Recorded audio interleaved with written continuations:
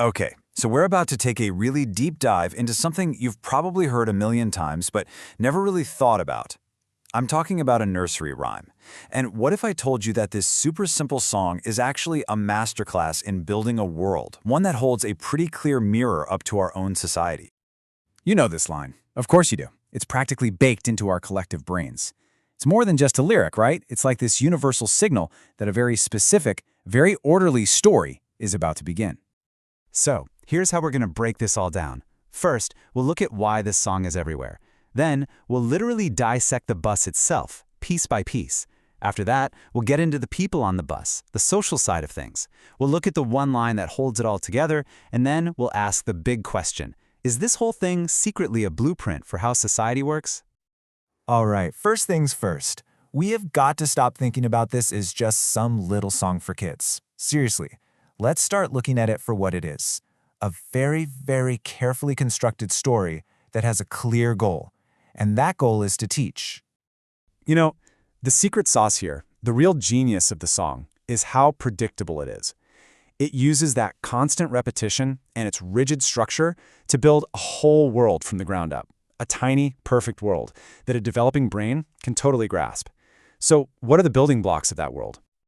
Let's dig into our first area of analysis. And what's interesting is where the song starts. Before we meet a single person, before there's any drama, we get to know the machine. The song establishes this physical, mechanical reality first. Look at this. It's basically a schematic of the bus. It's broken down into these clean, functional parts. And notice the pattern. It's so clear. Each part has an action, a sound, and this is key, it's repeated exactly 3 times. Every single one. This creates a rock-solid, predictable world. No surprises here. And how does it make this world so real for us? Well, it's leaning hard on onomatopoeia. Words like swish, beep, and vroom. They're just brilliant teaching tools.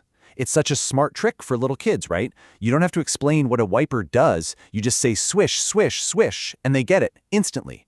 It makes the abstract totally concrete. Okay, so we've got the machine down pat. It's solid, it's predictable. Now the song does something really interesting. It starts to populate this mechanical world. And believe me, things are about to get a lot more complicated.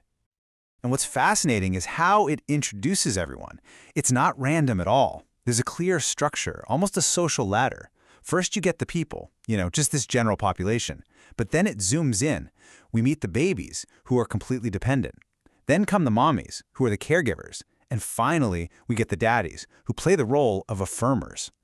Now let's zoom in even more on the parents, because this is where it gets really telling. You have the mommies, and their job is basically crowd control, right? Shh, shh, shh. They're soothing, they're quieting any disruption.